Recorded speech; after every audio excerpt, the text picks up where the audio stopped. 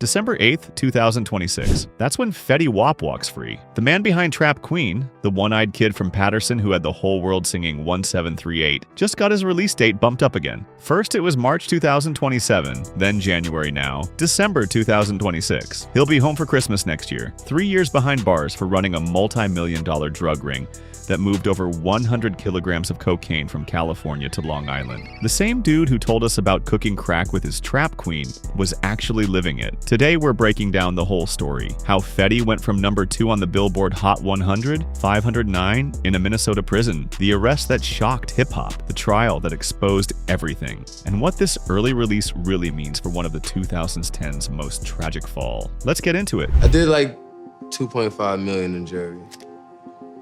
37 cars, 10 houses, 14 apartments. It was bad. I was doing like almost $200,000 a month in just bills. To understand how Fetty Wap ended up in federal prison, you gotta understand just how big he was. June 7th, 1991. Willie Jr. Maxwell II was born in Paterson, New Jersey with glaucoma in both eyes. Doctors couldn't save his left eye. They fitted him with a prosthetic when he was just 6 months old. Growing up in Paterson, one of the roughest cities in New Jersey, Fetty wasn't trying to be a rapper. At first, he was just surviving. That's when he got serious about music. Started off just rapping, but then he decided to sing too because he wanted to do something different. He picked the name Fetty because that's slang for money, and people knew him for making money. Added Wap at the end as tribute to Gucci Mane's alias, Goo Wap February 2014. Fetty recorded Trap Queen, a song about a woman who cooks crack cocaine with him. He wasn't shy about what the song meant. It dropped quietly on SoundCloud in April 2014, and for months, nothing happened, just a local hit in Paterson and parts of New Jersey. But by November 2014,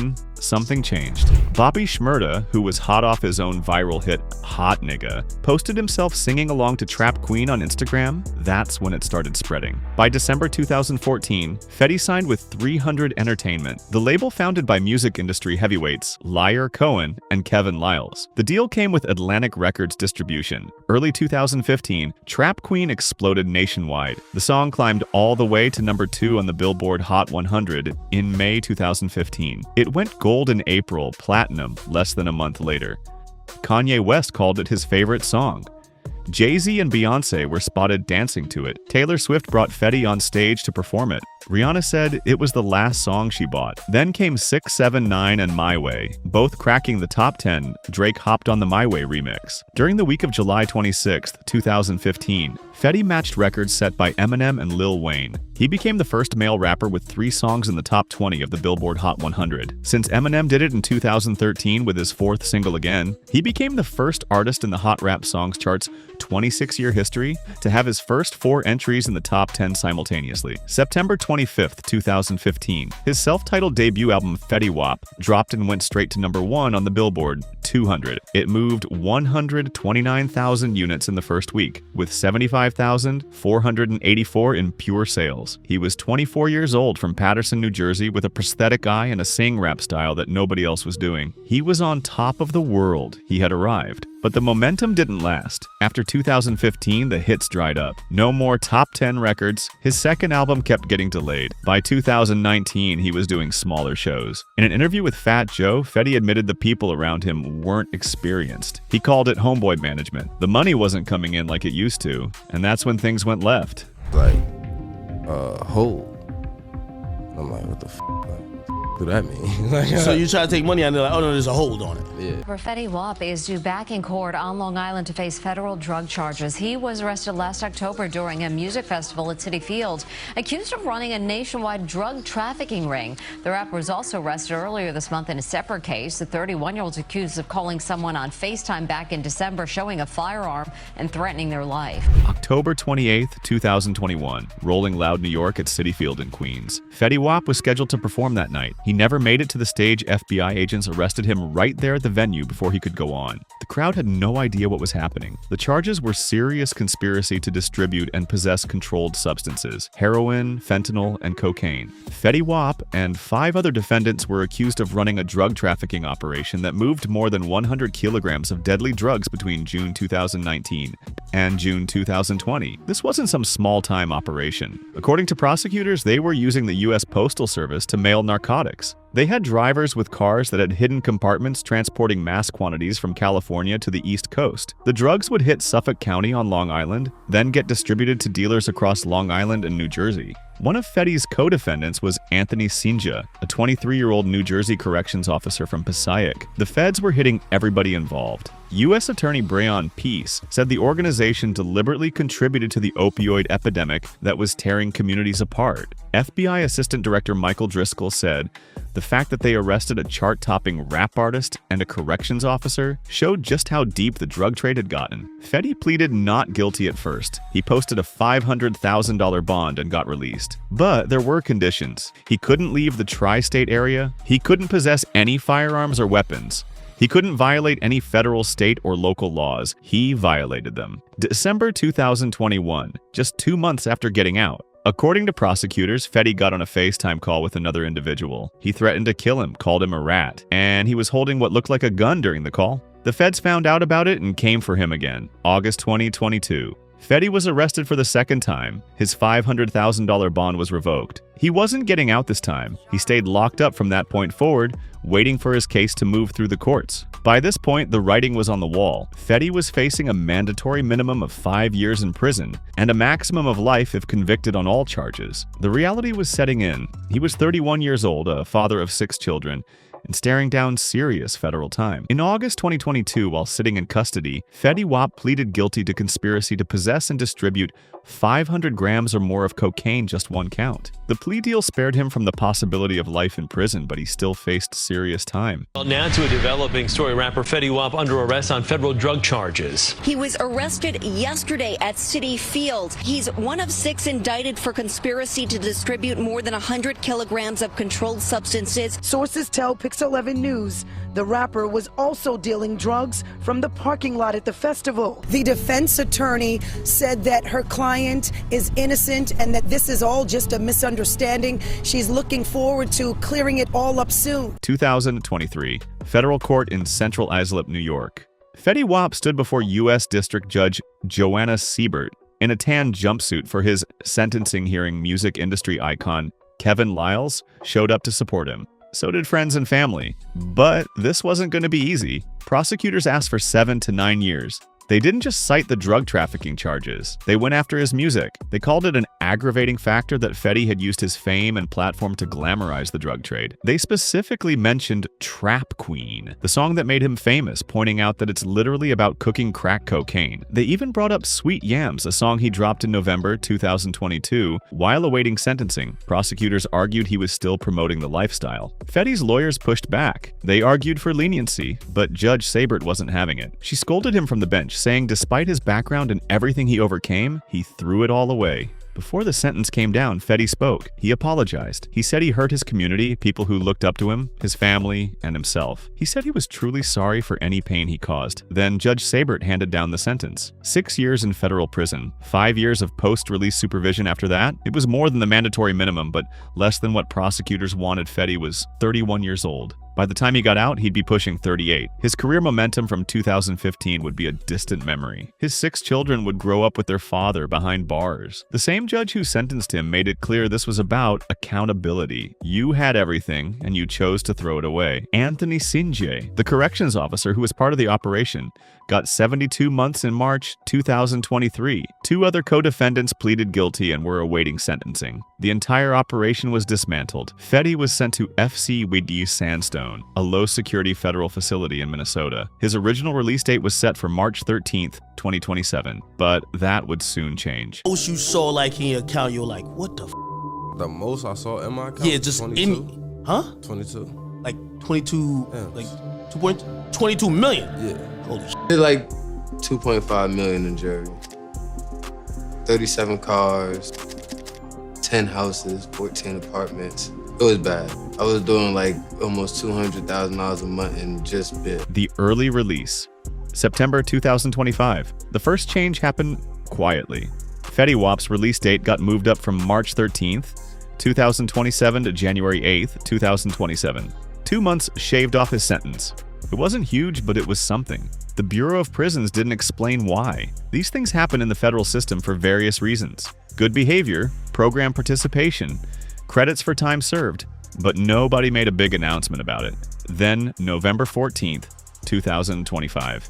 Us Weekly broke the news exclusively Fetty's release date had been moved up again, this time to December 8th, 2026. Another month off his sentence. He'd be home in time for Christmas 2026, for the holidays with his family, just in time to ring in 2027 as a free man. Again, the Bureau of Prisons didn't explain the reason for the change. It's still unclear why his sentence keeps getting reduced, but the pattern is clear. Fetty's doing something right behind those walls. Whether it's good behavior, completing programs, or credits accumulating, he's earning his way out earlier than expected. The math adds up like this. He got arrested and locked up in August 2022 when his bond was revoked. By December 2026, that's 4 years and 4 months served of a 6-year sentence. With good time credits, which federal inmates can earn for good behavior, that timeline makes sense. Federal inmates can earn up to 54 days per year off their sentence for good conduct. Over a 6-year sentence, that's almost a full year of credits. Add in any other program credits, and December 2026 tracks. His sister's advocacy might have played a role too. She's been public about pushing for his release, talking about how he's taken responsibility and served his time for a non-violent offense. The petition for clemency got attention. While there's no evidence that directly influenced the Bureau of Prisons' decision, public support and family advocacy can sometimes help in cases like this. What's confirmed is this: Fetty Wap will walk out of FCWAS Sandstone on December 8, 2026. After that, he faces 5 years of post-release supervision. That means check-ins with a probation officer, drug testing, employment requirements, travel restrictions. He won't be fully free, but he'll be out. And for someone who's been locked up since 2022, that's everything. Next December 8th, 2026. When Fetty Wap walks out of that Minnesota prison, he'll be 35 years old. He'll have missed over 4 years of his children's lives. The music industry will have moved on without him. The game has changed since 2021. New artists have blown up. TikTok runs the charts now. The rap landscape he left behind won't be the same one he comes back to. But Fetty has advantages most people coming home from prison don't have. He still has name recognition. Trap Queen is still a cultural touchstone. People remember him. His music still gets played at clubs and parties. The TikTok resurgence of Again proved there's still an audience for his sound. And he's been working behind bars, writing songs, planning projects, staying creative. The question is whether the industry will embrace him. When artists come home from prison, especially after drug trafficking convictions, the comeback isn't guaranteed. Some labels don't want the liability. Radio stations might be hesitant. Streaming platforms won't care, but getting back into the mainstream spotlight is hard. Fetty's got 50 Cent in his corner, and that matters. 50's been through his own legal issues and came out stronger. He knows how to navigate the comeback. If 50 stays involved and continues mentoring Fetty on the business side, that could be huge. Fetty told XXL that 50's been teaching him about investments and different ways to make money. That knowledge could be what separates a successful comeback from a failed one. The 5 years of supervised release will be a challenge. Fetty can't mess up one violation, one dirty drug test, one missed check-in, and he could be right back inside. The feds don't play games with supervised release. He'll have to stay clean, stay focused, and prove he's learned from his mistakes. His story could go two ways. On one hand, Fetty could come back humbled and motivated. He's been writing music for years in prison. Hey, he's had time to reflect on what went wrong. He's taken accountability in a way a lot of rappers don't. If he comes out with the right music, the right team, and the right mindset, there's a lane for a redemption story. Hip-hop loves a comeback. Look at Gucci Monet. He came home from federal prison in 2016 and reinvented himself. Got clean, got focused, became more successful than ever. Fetty could follow that blueprint. On the other hand, the odds are stacked against him. 4 years is a long time to be gone. His peak was 2015. That's over a decade ago by the time he gets out. Most artists don't recover from that kind of gap, especially when their momentum was already fading before they got locked up. And Fetty admitted in his XXL interview that his career was struggling before the arrest. The music wasn't hitting like it used to. The financial pressure is what pushed him back to the streets. If he comes home and the music doesn't pop, what happens then? He's also a father of 6. That's 6 kids depending on him. One of them, his daughter Lauren, died in 2021 at just 4 years old from a heart condition. That loss happened right before his arrest. The trauma of losing a child, then getting locked up, then missing years with his other kids, that's heavy. How that impacts him mentally and creatively remains to be seen. The reality is, Fetty Wap is getting a second chance that a lot of people in the system don't get early release. industry connections, name recognition, family support. But second chances only matter if you use them right. He's got one shot to prove he learned from this. One shot to show he's serious about the music and serious about staying out of trouble. If he messes this up, there won't be a third chance. Fetty Wap's story is one of the most dramatic rises and falls in hip-hop history. From a kid in Paterson with one eye and a dream, to the top of the Billboard charts, to a federal prison cell. He had everything. The hits, the fame, the money, the respect, and he lost it all because he went back to the streets. But in December 2026, he gets a chance to write a new chapter. His release date has been moved up twice now. December 8th, 2026. Home for the holidays, home for his kids, home to try again. The question is, what kind of Fetty Wap comes home? Is it the Fetty who learned from his mistakes, took accountability, and is ready to take music seriously? Or is it the same Fetty who admitted he took the easy way out when times got hard? We won't know until he walks out those doors. But one thing's for sure, hip-hop will be watching. The culture gave him a platform. He used it to talk about cooking crack. Then he went and did it for real. The feds came for him. And now, after 4 years behind bars, he's getting out early. His sister said justice should mean mercy. Maybe she's right. Fetty served his time for a nonviolent offense. He took accountability. He's been a model inmate from what we can tell. And he's got people like 50 Cent telling him how to move smarter. That has to count for something. But mercy only goes so far. What Fetty does when he gets out will define the rest of his life. He can be a cautionary tale or a comeback story. Right now, it could go either way. December 8th, 2026. Mark that date. Fetty Wap walks free, and hip-hop gets to see if Trap Queen really was just the beginning, or if it was the peak of a career that never should have ended this way. That's the story. Drop a comment and let me know what you think. Will Fetty's comeback be successful? Can he recapture what he had in 2015? Or is it too late? Let's talk about it. And if you made it this far, hit that like button and subscribe. We'll be here when Fetty gets out to cover what happens next.